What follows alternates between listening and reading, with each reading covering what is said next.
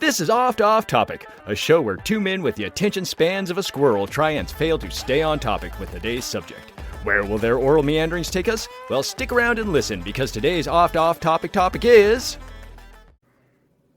ALF. Yes, that lovable cat-eating scamp from the faraway planet of Melmac who captured our hearts and Nielsen ratings from 1986 through 1989. Nate, what do you know about ALF?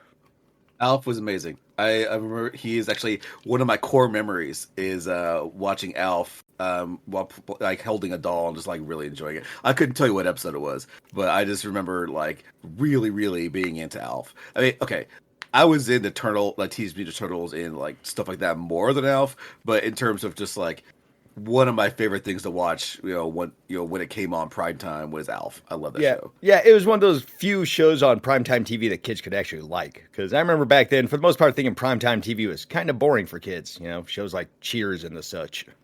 But then ALF came along and it's like, hey, this is kind of kid-oriented. I mean, it was inappropriate a lot of times. But I mean, looking back, but then again, it was 80s, so a lot of things were inappropriate. But, yeah. I don't know. I really did enjoy it. I have very fond memories of ALF. Same here. I remember pretty much the same thing. Being excited for new episodes, seeing all the cool merchandise and cameos on other shows. He had cartoons, comics, video games. My God, he was everywhere, wasn't he? Yeah, I'm waiting for you now. They're like, and he was a Nazi. Like, well, damn it. Oh, actually, we are going to talk about a racist rant that emerged from ALF a few years ago. So there's that Huzzah. One. Yeah. And we're also going to talk about which actor's life ALF probably destroyed. Let's see. We got an epic ALF crossover that we got denied, and we're going to learn out why. And how ALF's cancellation allowed for one of the most talked about moments of 2022. All that on this episode of Oft Off Topic. Can I guess what was the dad? Because I don't remember seeing the dad ever again. Yeah. Yeah, actually kind of was. He actually did do some stuff after ALF, though, so... He wasn't completely destroyed from ALF. Yep. He did some other stuff like he was on the Norm Macdonald show. The Norm Show. Remember that? The Norm Macdonald show? Yeah, it was like 99 through 2000. It did not last long. It had Artie Lang in it. No. Yeah. Nope. He was also the store manager and or the Central Perk manager in Friends. Yep. And I only know this from the episodes or the research I did. Okay, I gotcha. I mean, he must have like popped in there real quick. He's like, ta-da, here I am. I think he was there for a season, maybe. It wasn't like a long-term thing. Gotcha. Anywho, here we go. Our story starts January 29th, 1953 in New Haven, Connecticut, USA. ALF creator Paul Fusco emerges from his mother with one thing on his mind, having a hit network primetime show starring a wisecracking puppet. However, being a newborn, he was unable to achieve this dream until later in life, so the wee baby Fusco knew this, and thus bid his time and honed his craft until the time was right. By the time he graduated high school, Fusco was a good enough puppeteer/ventriloquist/musician that he was actually able to use these skills to pay his way through college, doing various acts and shows for people, which is really impressive, but kind of gets knocked down a little bit when you realize college was kind of a fraction of the price back in the 70s. Still, good for him, though. It was through these gigs that he met fellow college students Bob Fapiano and his wife Lisa Buckley, and soon the three started working as a team. Bob was a puppet maker and puppeteer, and Lisa was also a puppeteer, and together they were the Three Puppeteers, and eventually had a candy bar named after them, I believe. In the early 80s, this platonic polyamorous puppet posse would become part of the Imagicon Studios, who would make some puppet shows for the likes of HBO and Showtime in the early 80s. Among these shows were The Crown of Bog, The Valentine's Day That Almost Wasn't, Santa's Magic Toy Bag, and a few other little guys. You can find all these videos on YouTube. I watched The Crown of Bog, and it's actually pretty good for what it is. A little low-budget puppet show. It's about a kingdom of one puppets getting overthrown by evil puppets, and, the trials and tribulations within. And a fun fact, the bad guys on this kind of look like the Skeksis from The Dark Crystal. Sort of like a cross between the Skeksis and Gonzo from the Muppets. So, that was kind of neat. Or I guess the Skeksis kind of look like these guys, because this came out about a year earlier. Okay. So yeah. Or possibly Fusco and his crew were on a Willy Wonka-style tour of the Muppet Studios, and they had like an everlasting gobstopper moment, but with designs for an evil puppet. Jim Henson was like, this is our new villain puppet for a movie coming up. Don't steal these ideas. And they're like, wah ha ha ha. I mean, there's only so many. It's like those, like music, you hear one song And like that sounds like another song.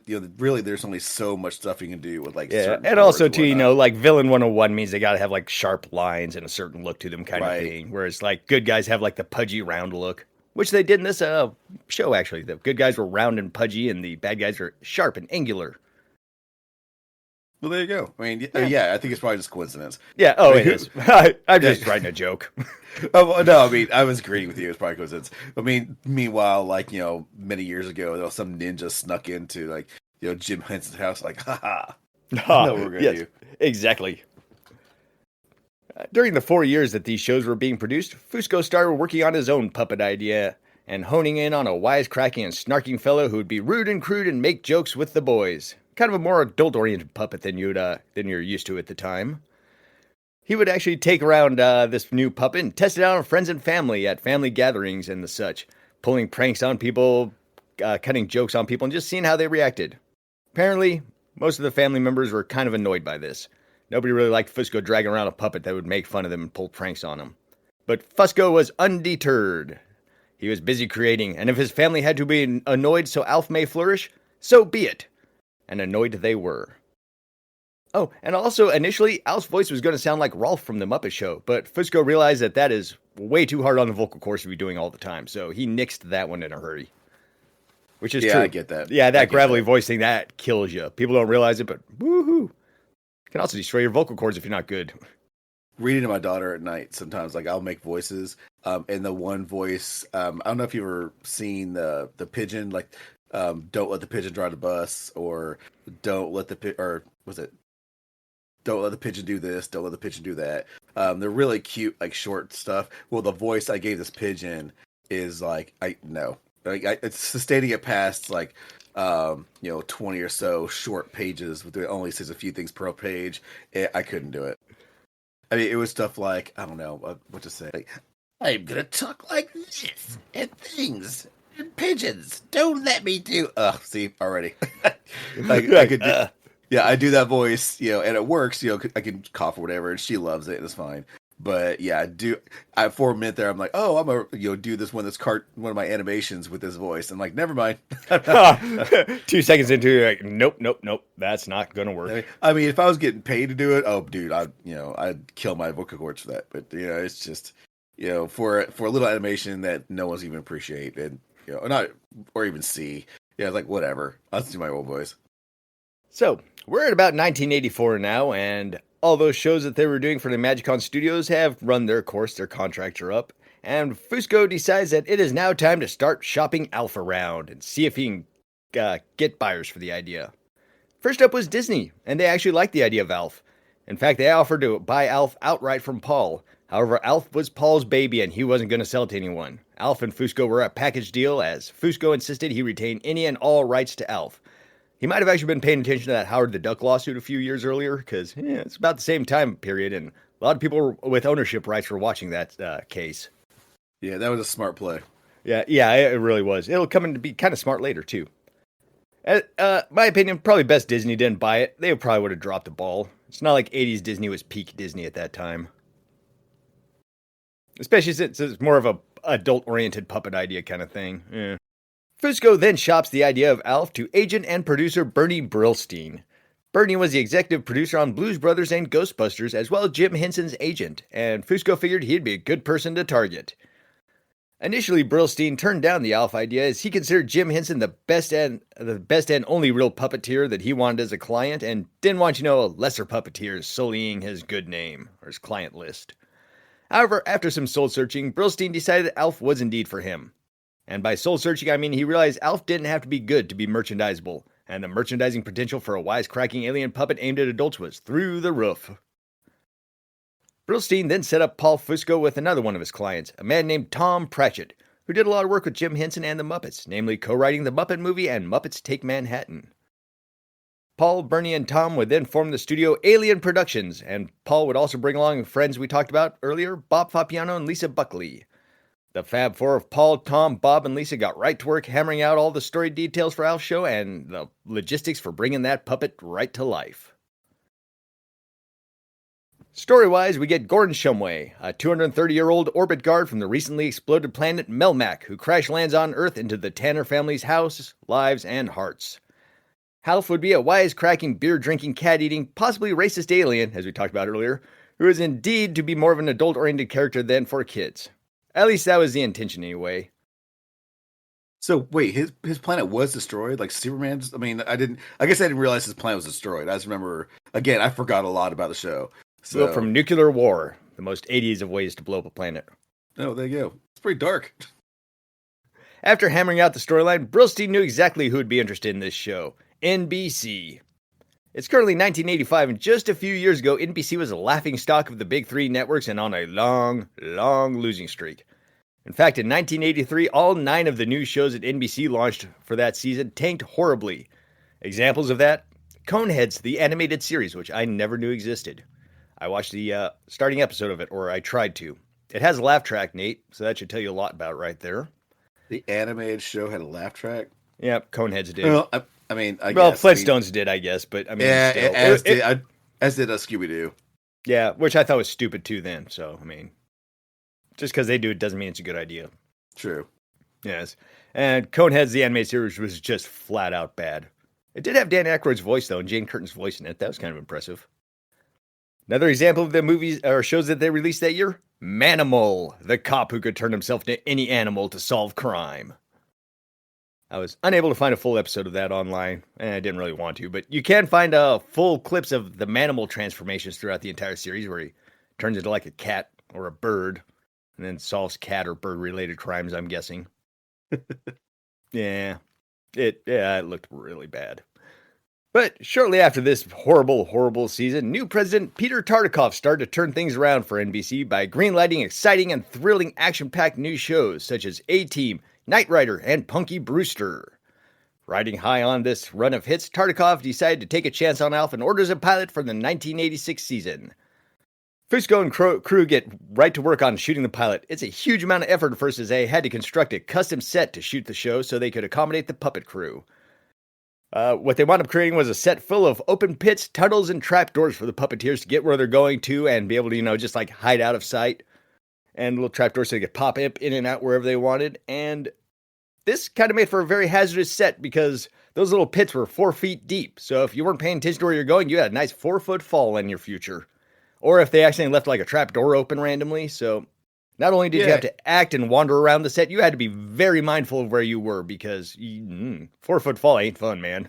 No, I would say 4-foot falls doesn't sound like much, but it's something. I mean, it could send you to the hospital if you're not. If you're not anticipating it, if suddenly the floor fell out from under you and you drop 4 feet and like without prep, man, yeah, you could break a leg. Yeah, oh yeah, very much so. Especially if you land like head first or put your arms out to stop you. Not good times.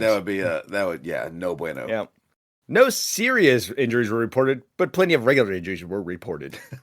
Yeah, right. No serious. It's all good. Not enough to get the lawyers involved is what I'm thinking that means. Exactly. It wasn't serious because we were able to settle out of court. Fortunately, no one loved that child, so right. We just had to replace him. We had to get a new Timmy for the show. Story-wise, we get ALF, or Gordon Shumway, as he's known on his home planet of Melmac, where his job is an orbit guard, which I guess means guarding the orbit of the planet. Melmac blows up due to a nuclear weapon war, and ALF escapes the explosion and crash lands on Earth, crashing into the house of the Tanners, and hilarity ensues. So his home planet Melmac, kind of an interesting place. I saw a rundown of some of the weird laws and facts about it, and you want to hear some facts about Melmac, Nate? Yay. I'll take that as a yes. Yes. So, it was founded 23,000 years ago by Harold Twank when he took the wrong off-ramp on his way to Neptune and found himself in the Al Dente Nebula in the Andromeda Galaxy. The planet was already inhabited by a species of salesman dinosaurs who are part salesman and part dinosaur and always looking to make a sale. We are never told what happened to these salesman dinosaurs, so I'm guessing there was probably just some colonization going on and they're all rounded up and put into camps, as is tradition. Well, salesman's not a race. Like, that's a job they do. It's a sale. According to you, oh narrow-minded one, because it says right here, part salesman, part dinosaur. And that is their race. all Salesman, stupid. dinosaur. Salesman, dinosaur. Well, then you're saying Alf is stupid. Well, I'm saying the salesman dinosaur is stupid. Well, what about nurse shark? Do you think a nurse shark is stupid? What about carpenter ant or a lawyer bird? Well, okay, a carpenter ant is actually a thing. Yeah, so is a nurse shark. No, it's not. Nurse shark? Yeah, it is. There's no such thing as a nurse shark. Yes, there is. I call shenanigans. There is a nurse shark. What the fuck is that? It's a shark, dude. It's a nurse shark. Well, yeah, no shit. It's right up there with a carpenter ant and all sorts of other working animals. But again, like it's not its profession. It doesn't. It's, a nurse shark isn't like the caretaker of the sea. How do you know that? It might have an RNA registration. Actually, on Wikipedia, the origin of the name nurse shark is currently up for debate.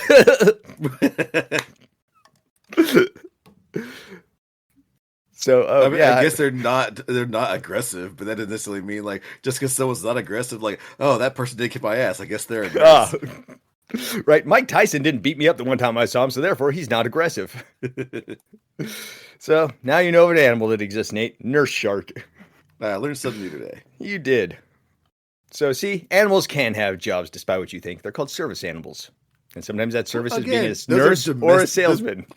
Those are domesticated animals that we force jobs upon them. It's not like the dog woke up like, I want to be a service animal. I'm gonna help blind people. I was thinking about forcing a shark to become a nurse. You're just on the bus and you're seeing this poor shark in scrubs struggling to breathe on the bus, just riding along. What are you doing? They forced me into this line of work. Kill me.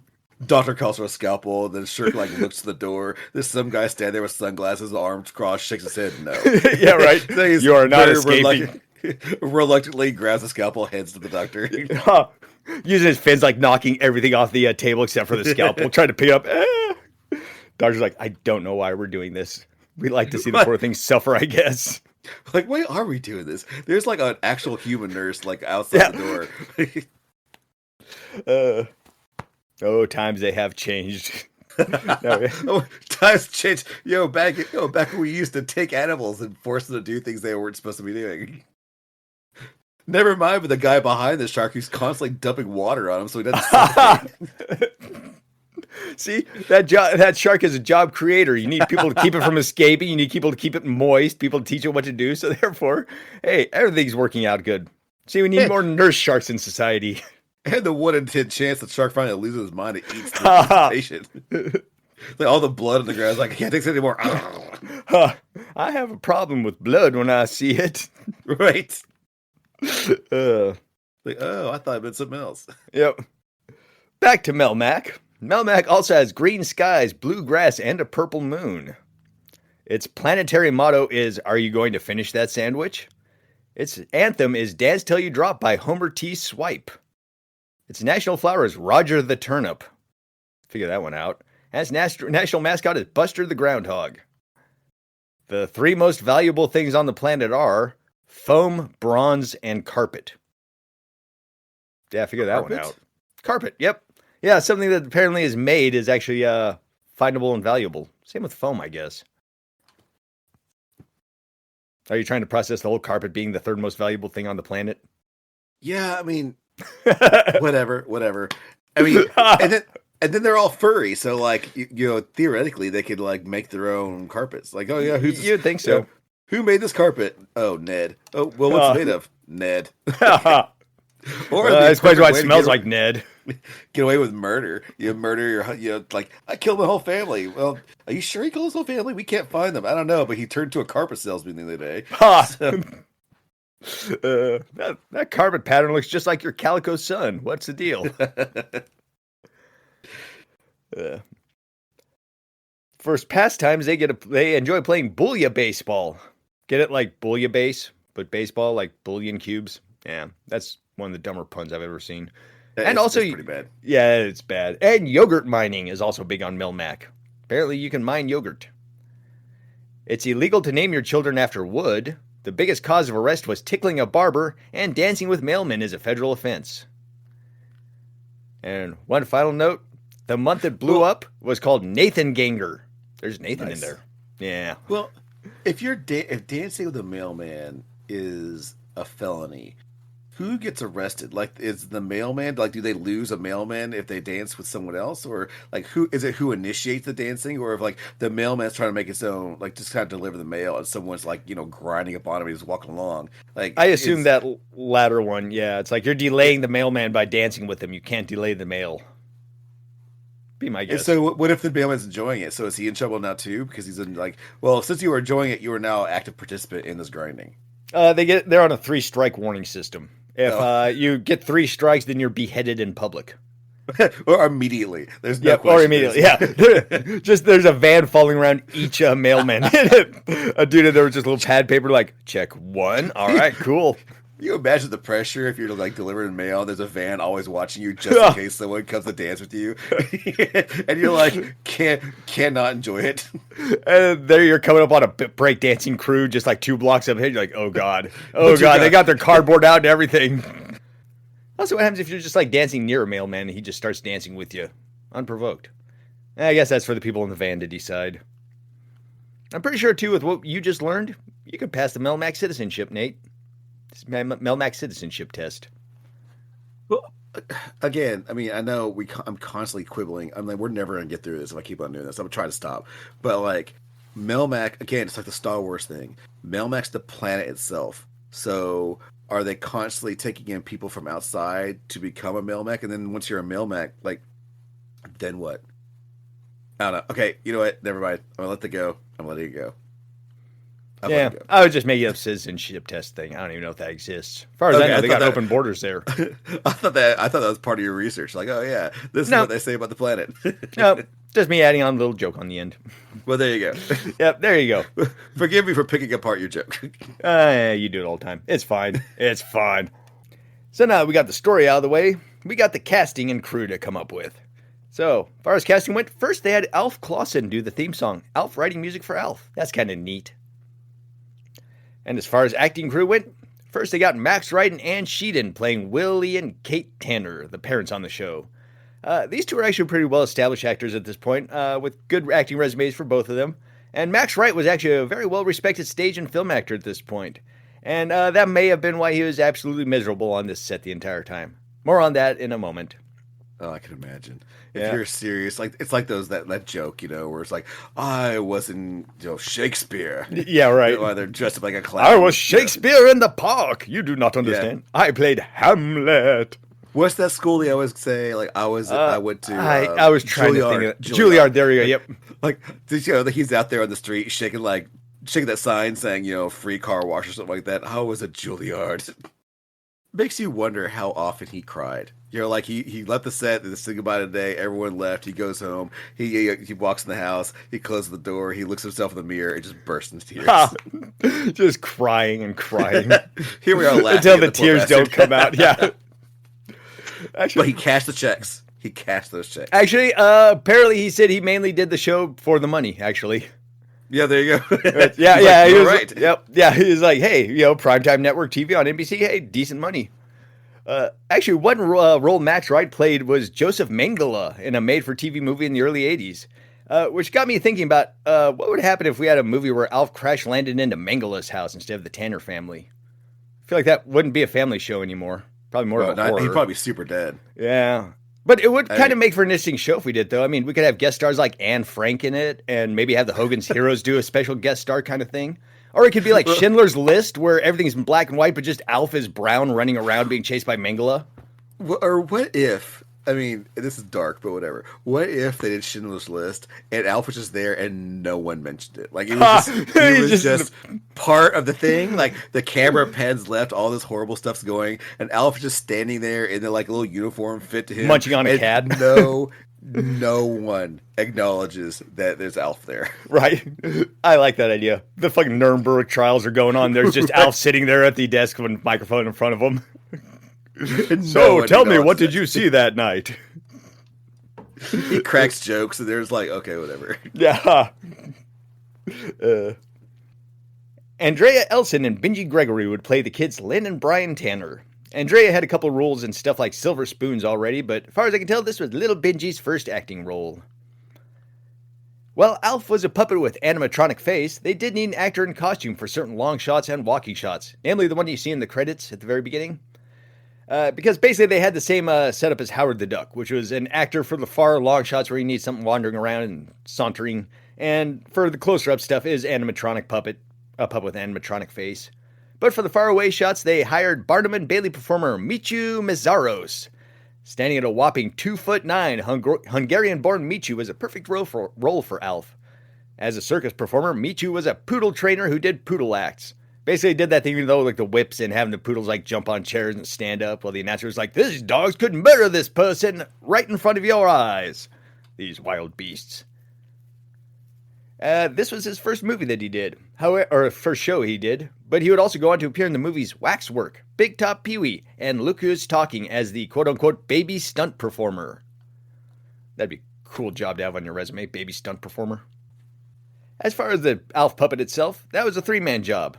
Paul Fusco was Alf's mouth, voice, and right hand. Lisa Buckley was the left arm, and Bob was the eyes, ears, and eyebrows, which he handled from a remote-controlled setup across the room. These four peoples would be the ones controlling Alf, but in the credits you'll only see them referred to as Alf's assistants. Nate, do you want to take a guess as to why that is? Do ya? My guess is just that stupid ass Howard the Duck thing where they're like, "Oh no, he's real." Bingo! Yep, Paul go. Fusco went the Howard the Duck route and said Alf is to be treated as a real person at all times and never referred to as a puppet. Never, ever, ever. This would be a stipulation that Fusco would have for any and all Alf guest appearances from here on out. And, this thinking would actually kind of, unsurprisingly, bite the franchise in the ass. Because, of course it would. Yeah. And also add to the stress on the set because everybody on the set had to refer to Alf as Alf and treat him like a human being. And, yeah, not fun times. No one. I mean, I get it. I get it as concept. You're like, okay, we're going to treat, in our marketing, we're going to treat this guy like, oh yeah, it's real. But, it's like, okay, we all know it's not. It's not. There's no real Alf here. It's fine. But to go the full way where it's like, no, he is a living creature. And I don't know. It's so fucking stupid. Yeah, it really is. Especially when it's always just like this or do it this way or die kind of thing. There's no in between. There's not a, hey, well, you're on set, you can do. Yeah. You must do it this way or else. So, the Paul Fusco and them, they shot the pilot and sent it off to NBC, who put it on in the air. However, in NBC's eyes, the pilot episode underperformed and the show almost didn't get made, except for one thing. NBC President Tartikoff loved Alf, and his daughter loved Alf even more, and he did not want to break the poor girl's heart. So he decided to greenlight the show for initial season. So we can thank Tartikoff's daughter for this, because she loved Alf. And she's the reason that it got me. Yeah, aw. And probably there's father-daughter bonding moments. I mean, there's a lot here that happen a lot. Like, oh yeah, my kid liked it. Like, that's why Harry Potter got made. They got that first book and the kids wrote it. The kids read it, they liked it. So he's like, well, I'll greenlight it for the kids. And then billions of dollars later, he's like, who? Yeah. What kids? I guess, well, I got this giant pile of money, though. Kids probably drowned under it. My kids left me. They don't speak to me anymore, but I made a child made of money, so it's all good. Actual physical money. Originally, Fusco and the crew wanted the show to be done before a live studio audience to capture their energy for the show. However, they quickly determined that this would not work, as working with a puppet required a lot of reshoots and a lot of downtime to set the puppet back up and get everything back to square one. All of these reshoots and long reset times meant that each episode would often take about 20 hours to shoot, which is, that's actually a long time for a 30-minute episode. Honestly, I had no idea how long it takes. Huh? That's a long time period. Jesus Christ. Yeah. Apparently, for a comparison, an episode of Friends only took 5 hours to shoot. And that was actually kind of considered on the long end for a sitcom back then. So, 20 hours, incredibly long for a sitcom. And, one thing I did learn, too, while they're doing the rehearsals for the puppet, or for the show, one thing they did that was actually pretty smart is they used one of the very, very early versions of Alf as a stand-in puppet, so they didn't do wear and tear on the main puppet, the expensive one. This crude early version of Alf was actually named Ralph, or Rehearsal Alien Life Form. Ooh. Yeah. Also, another little side note.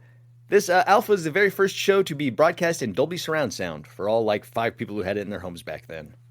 first season is underway and the ratings are good, but the audience isn't what NBC expected. See, early Alf was a wisecracking, beer-drinking alien who is aimed at adults. But what happened was kids loved an alien who got to experience the world for the first time along with them. And this led to some reshoots that NBC had to do after some parental complaints were filed because their kids were mimicking some stuff that they saw on this show. Such as, in the first episode, you get to see Alf drinking a beer. And once they realized it was all kids, or mainly kids watching the show, NBC said, no more beer for Alf. Initially, Paul Fusco fought this idea, saying that Alf is 230 years old. He should be able to have a beer when he wants. Network said, nope, that'll get us in trouble. No more beer for Alf. So that's why you only get one scene with him. Oh, actually, I take that back. There's a second scene where I think it's like a dream sequence where he has a beer with an alcoholic or something like that. Or pretends to have a beer. Pretends to have a beer? Yeah, pretends to.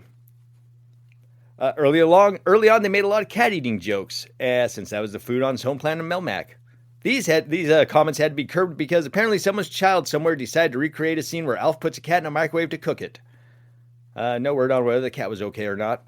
Hard to say. So that's why they had to cut. Yeah, probably not. And another early episode they had to reshoot. Alf attempts to make take an electric mixer and turn the bathtub into a jacuzzi. Alf gets shocked and hilarity ensues. Well, somewhere in America, another child attempted that stunt and hilarity did not ensue. In fact, he died. And they had to do a complete reshoot of that scene where Alf now uses a hand mixer, and they also added a PSA-style moment, too, with Alf explaining electricity and water do not mix, which is true. Learning stuff off the sitcom. And the problem also is it's mixed with the 1980s version of parenting, where they were just like, latchkey ignored kids. The child. Yeah, it's like he saw this thing, it's like, oh, I'm going to do this, and at no point anyone like saw him doing it or tried to stop him. They're just like, oh, what's little Timmy doing? Well, never mind. Yep. Well, they just say, hey, Timmy, you go do whatever you want. Just be back when the streetlights come on. Another fun fact about Alf, randomly, episode 16 of Alf is a clip show. A 2-part clip show featuring the first 15 episodes, which kind of feels like a clip show speedrun as far as TV shows go. I mean, you make it 16 episodes in and you're like, we're doing a clip show. Woo! Yay. Yeah. Doesn't that seem kind of early to you? It's super early. Yeah. I mean, you're going to do a clip show. You have to wait, like, I don't know. What do you think? 3 seasons in? Maybe 4 seasons I would think so, yeah. I mean, 3 seasons is like pushing it. That's still a little early, but at least you've got enough footage. But yeah, I mean, at least, I don't know. I'll push it back to 4 seasons, at least. Yeah. That way you have enough like episodes to kind of cull from. Yeah, they were kind of running out of ideas on Alf sort of early because of the whole setup of the thing. It's not like Alf could leave the house very easily. So they're kind of restricted to him just sort of being in the house for most of their scenes. I mean, granted, yes, he did leave now and then, but for the most part, doing that was kind of expensive and difficult. Alf's popularity was huge. It said that it was Ronald Reagan's favorite show, and now all I can picture is Nancy Reagan sitting a senile Ronnie down in front of the TV with a big Ronnie sitting around in footed PJs snacking on a bowl of jelly beans while Nancy cackles evilly. Yeah, sit here, you old mushy-minded president. Enjoy your jelly beans. It was for him. It was for him. They're like, we need to keep the illusion. Ha, He's real. ha, ha. For Reagan. Okay, I like that one right there. For the Gipper. We got to do this for the Gipper. The show was popular, but a little bit short-lived. It only lasted 4 seasons. The second season being its highest rated as it reached number 15 on the Nielsen ratings. And what follows big ratings, Nathan? Merchandise. And boy, howdy, Alf may have been the king of 1980s merchandise. You said it wrong. Did I? Merchandise. Merchandise. It's all about the merchandising.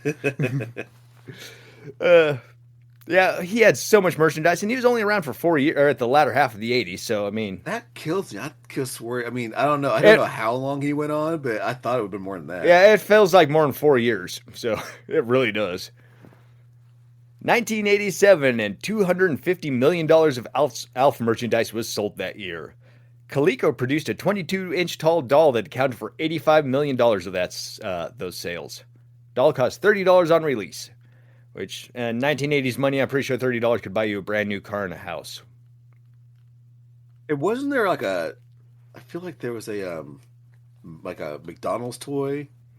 Am I wrong in thinking that? There was a Burger King actually released a set of little kids meals that had puppets in them and cardboard records that you could play. and listen to Alf sing songs like "Take Me Alf to the Ball Game," Yes, I just which googled is the Burger King. That's what I had. I yeah, had the one of the Burger King dolls. "Take Me Alf to a Ball Game" is just bad, bad.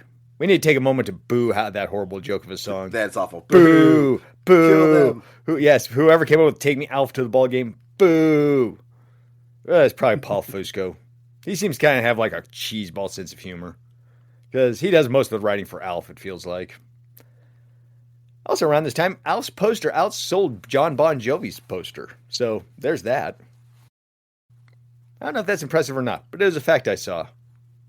Part of me is, it surprised me with all this merchandising or merchandising that they would have gotten rid of him. So after 4 seasons, but thinking about what you said earlier about how there really isn't much you can do with them. Yeah. I can see Yeah, it. they actually had a plan. We'll get into that in a few. Cool. Yeah, indeed. Alf also had a Topps trading card set that was quite popular, and I had a ton of those. Just pictures of Alf doing just Alf stuff. I remember there was a set of them where it was every state, and Alf would be like doing something in each state. They came wrapped in wax paper instead of foil packs. Remember that back when baseball cards were wrapped in wax paper? Came with a little piece of I bubble never gum. did baseball cards. Right. Or any cards, I guess. No, No, you never had Alf cards, huh? No, I never had Alf cards. I mean, Right. try. I don't think the early. I think Marvel cards were in foil packs by then. Yeah, I just was never really. I didn't do cards. Yeah. Nope, your loss. They're fun to trade It is my and loss. exciting. And you can also get that horrible gum to cut your lips open and cut your gums. Good times. 1987, Marvel releases Alf Comics under the Star label, which is their label aimed at younger readers, kids even. 50 issues of the Alf comics over 4 years, and I actually had some of those comics, and they're pretty good, nice and imaginative. And since it wasn't tied down to a puppet, Alf could go do things other places, have like slightly more advanced adventures than just hanging out at home doing telemarketing.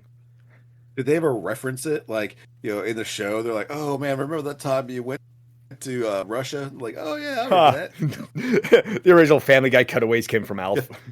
Right. I took a shot at Gorbachev. I missed. Ha!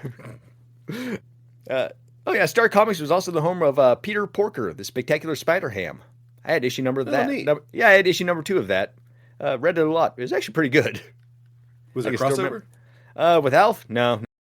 1987, the first Alf video game was released for the Atari ST and Apple II. 1988 saw a series of 5 educational games for kids. Alf teaches math, Alf teaches history, Alf teaches typing, that kind of stuff. And 1989, Sega Master System got an Alf release. I watched videos of all these games and none of them looked good. In fact, the Sega Master... Ayn Rand. Alf teaches Ayn Rand.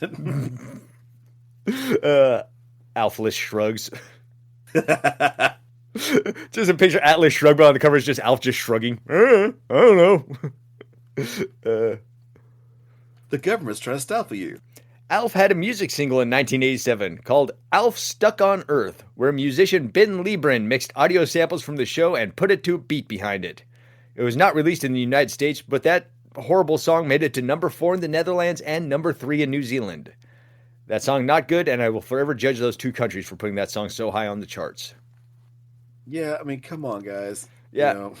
And it's exactly what it sounds like. It's just like, hey, I hit number 4 on my Casio keyboard with the rumba beat, and then it's just like Alf samples from the show. It's that. It should also be noted that Alf was huge in Germany as well, probably about as big as he was in the U.S.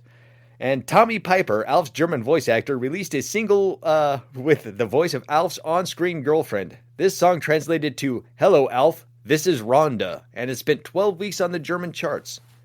And also, the title of that song sounds kind of ominous in the right light. "Hello, Alf, this is Rhonda. You may want to go get checked out by a doctor. Turns out I have a thing." I just came back from the clinic. I have bad Yeah, news. I just came back from the clinic. If anything is dripping on you, you might want to go to the clinic as well. Yep. 1988, Burger King released that series of Alf puppets that comes along with the cardboard records that we just talked about. Alf doing sing-alongs. "Take Me Alf to the Ball Game." Once again, boo that song. It's bad. Ugh. Also, too, cardboard records. That's not something I was really aware of, to be honest. I remember those really floppy, like, thin plastic ones, but I don't really remember cardboard records. I don't either, really. Yeah. I mean, obviously it was a thing. They probably sounded like ass. Oh, I'm sure. I mean, cardboard is not exactly a permanent solution to anything. No, yeah. Most things that come in a Happy Meal aren't permanent, however. Which is probably the justification for cardboard. Yeah. Also, it keeps them out of landfills, I guess, because it would just rot after a while. Sure. So, yeah. Hey, Burger King, ahead of the time, being proactive with the Forward environmentalism. thinkers. Yeah. Look at them go. Proud of you, Burger King. And that will conclude part 1 of our series on ALF. Stay tuned next week when we talk about what amazing ALF crossover we were denied, how ALF caused one of the most talked about moments of 2022, and we discuss whether or not ALF is a racist. All this and more on next week's episode. This is where the ending jingle goes. This is where the ending jingle goes. I don't know if we need one. I don't know if we'll get one. But if we do, then here is where it goes.